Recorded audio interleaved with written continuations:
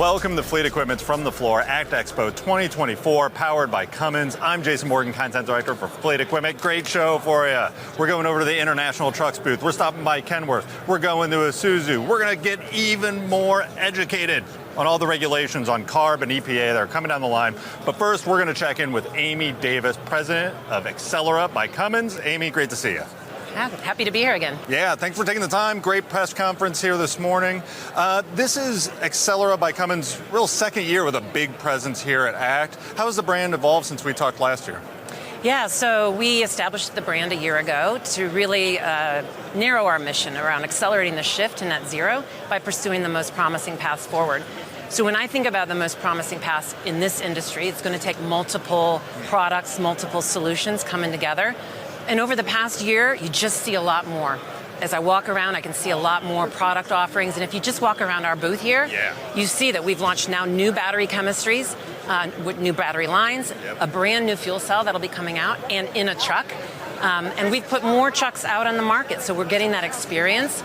So now when we're talking with customers, we all actually have a lot more real-world examples and stories and learnings. Yeah, and a customer name, I believe, on the truck too, which is fun, just showing how this is actual real world. People are interested in this. It's happening right now, right? Exactly. As one of the largest suppliers in this zero emission space, what is it like working with OEMs, working with customers? I think like co-opetition is the weird, fun marketing buzzword. You have the joint venture with PACCAR and Daimler, which are two heavy competitors. But how is this all shaking out as you work with OEMs? You know, what I see the most is we all have a lot to do. There's so much to do. As Brett talked about ahead of me in the press conference here at Cummins, we're doing multiple kinds of ICE solutions that lower emissions now and can help customers with their carbon solutions. And we have zero emission solutions. So these OEMs, our partners, our customers, they have so much coming at them. It's about prioritization and how do we find partners that we can collaborate with so that we reduce the work, learn together, and frankly, scale, because it just takes cooperation, collaboration to get the volumes and the scale and the experience. Right. Well, yeah, and across the whole kind of product lineup, right, including ICE and then zero emissions, and then what's my fleet makeup need to be? How soon do I have to move there? How many trade cycles? There's a lot of cool conversations happening. Yeah, and it's so exciting for us because between Cummins and Accelera, we have the broadest portfolio of offerings that can help fleets today. And also with their transition plans. So this is really a part of our strategy is to be their partner, to help them through this. It's complicated and we're investing, so we'll help make it easy for them. Nice, beautiful. Amy, thanks so much for taking the time. I really appreciate it. Great being here. All right, earlier I got to catch up with Brian Wilson to dive into the Accelera by Cummins product lineup. We're talking battery chemistry, battery products. Check it out. We're here with Brian Wilson, General Manager, eMobility, Accelera by Cummins. Brian, thanks for joining us. My pleasure. Glad to be here. All right, so tell us, what are the big product standouts in the Accelera booth this year? Yeah, that's a hard question to answer because there's a lot of great products that we have on our booth today. Let's start with the battery lineup first. Right. We have our next generation of NMC battery, what we call the BP97. That's a 97 kilowatt hour battery with an NMC cell. That's on our booth. That's launching here in the next few months. That's a higher power, higher energy battery, of course, for commercial vehicle applications. We have our first iron phosphate cell-to-pack battery that's going to be launching mid next year. That's what we call the BP107, which is 107 kilowatt hours.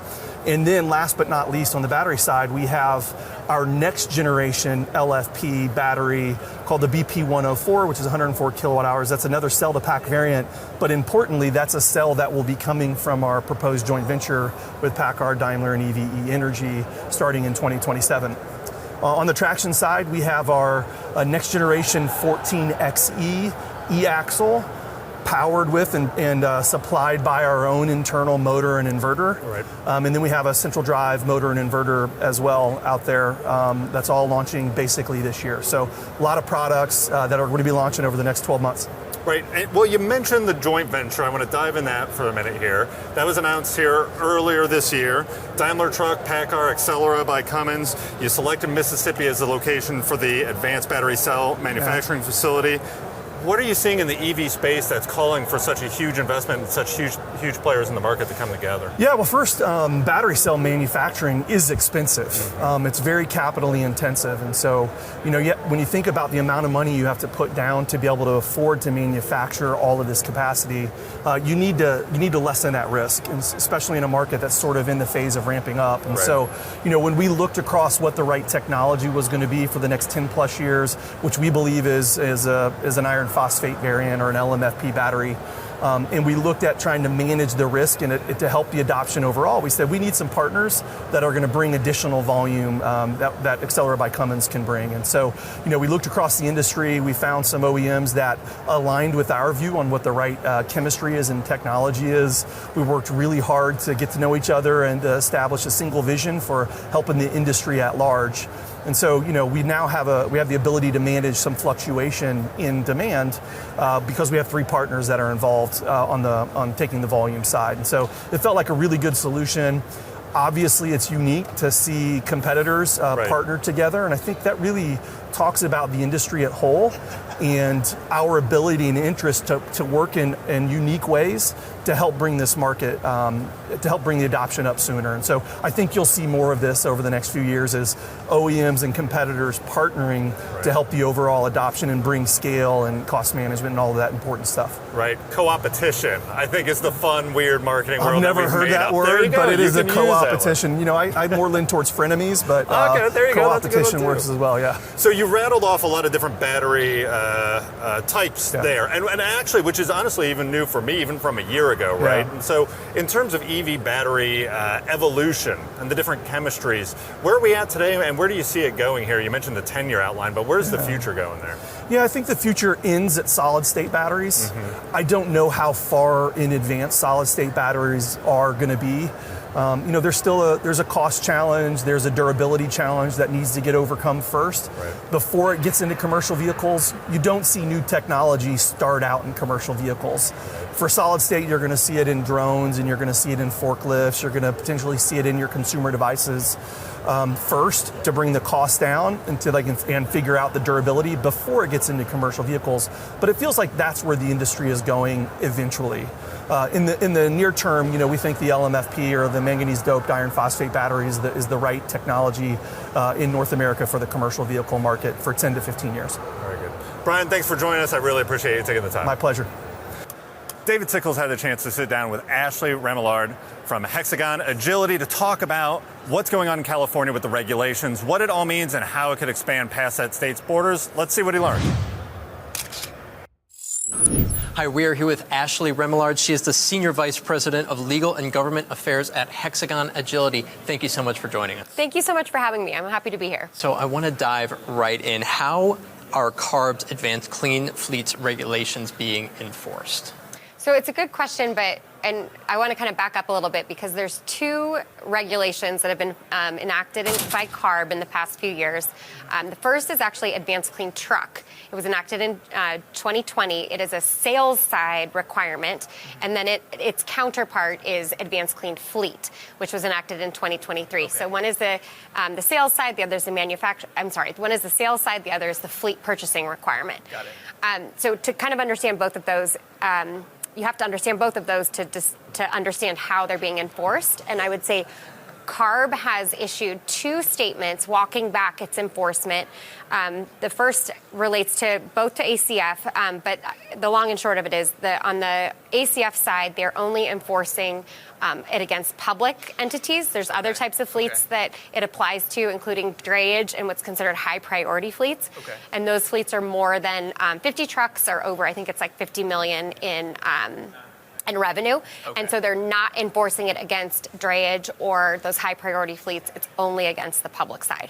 Got it. Well, thank you for clarifying that. I really appreciate that, and that is very important. So what penalties are out there for fleets who are not in compliance? So it's a good question. Again, they've put enforcement on hold for the vast majority of the trucks that it could apply to. But at least in the public space, the regulations give CARB quite a bit of latitude, I would say. They can enforce up to several $1,000s a day, but CARB has not issued any sort of guidance on that, which creates some uncertainty, particularly on the public side. We were talking about the public sector and potential penalties. It creates uncertainty within the industry, but there isn't clear guidance from CARB on that particular topic. And that's tough. Yeah, exactly. Something to keep your eye on, for sure. So how do new decarbonization technologies like natural gas powertrains, how do these work with these new regulations? So it's a really good question, and the fact of the matter is the way that Advanced Clean Truck and Advanced Clean Fleet are currently constructed, the only qualifying technologies are zero emission based on a tailpipe analysis. So that would be battery electric or hydrogen fuel cell. Okay. Natural gas applications are actually not included within the scope of that regulation, so they're not given credit. What we would like to see is, because there is a varying degree of technological readiness in the BEV and fuel cell FCEV space, and we would have liked to have seen something built into the regulation that incentivizes the next cleanest thing, which would be the natural gas powertrains, which are readily available. Until these battery technologies and the hydrogen fuel cell technologies become ready for different applications, we would want to incentivize the next cleanest. Unfortunately, at this time, that is not built into the regulation. We'll see. I think CARB is becoming aware of some of the challenges with these regulations. So we may see, like I said, for readily available technologies such as natural gas, we may see some modifications in the coming months on potentially bringing those further within the scope of the regulation. Okay, well, fantastic. Well, hey, that makes a lot of sense. Thank you so much for joining us today. Really appreciate it. Yeah, thank you for having me. Jason, back to you. Tons of great announcements here at ACT Expo. David Sickels has the latest headlines from the floor. At the Kenworth booth, we saw its SuperTruck 2 demonstrator vehicle, which was developed over 6 years in collaboration with the Department of Energy's SuperTruck program and PACCAR. Designed to achieve a 100% improvement in freight efficiency over the 2009 Kenworth T660, the manufacturer said the SuperTruck 2 exceeded expectations, actually achieving up to a 136% efficiency improvement. Spec'd here is a PACCAR MX-11 engine paired with a PACCAR TX-12 automated manual transmission and a 48-volt electric generator, which creates a mild hybrid system using next-generation lithium-ion batteries recharged through regenerative braking. At International Truck and IC Bus, the OEM introduced a suite of ownership solutions for its entire line of battery electric vehicles. This includes consultative support to help fleets navigate BEV adoption and a new digital ecosystem designed to proactively predict service and maintenance needs, even getting into driver and technician training. It's being offered to fleets for either 5 or 6 years on every new battery electric truck purchase. On display in the booth was an all-electric EMV built in an all-aluminum landscape dump body, an electric CE Series school bus from IC Bus, several variations of charging equipment, and an all-electric Class 8 tractor. At Isuzu Trucks, we saw 2 new all-electric Class 5 Isuzu NRR EV trucks, one of them integrated with a Thermo King E300 all-electric transport refrigeration unit. Production of the truck begins this summer, with the TRU fully integrated into the vehicle's chassis. The NRR EV offers 4 battery pack configurations that allow for ranges between 60 and 235 miles, and it comes in either 14 or 20-foot body styles. Isuzu's electric powertrain features an electric power takeoff, or EPTO, that operates without a switch, allowing the onboard computer to communicate directly with the Thermo King E300 to supply the necessary power. This means the driver doesn't need to dial it up or down to meet power demands. Hexagon Agility will integrate its CNG-RNG systems with Brunelli's plug-in power hybrid technology, allowing long-haul trucks to operate using up to 80% electric energy via a dual electric motor system. Brunelli says this setup will allow the powertrain to switch between serial and parallel hybrid modes, allowing the truck to operate with clean energy options that are most readily available. The system allows the truck to be refueled with renewable natural gas, and the plug-in hybrid system can be plugged into a level 2 charger. The companies plan to introduce the first pilot trucks with this technology in 2026, with serial production slated for 2028.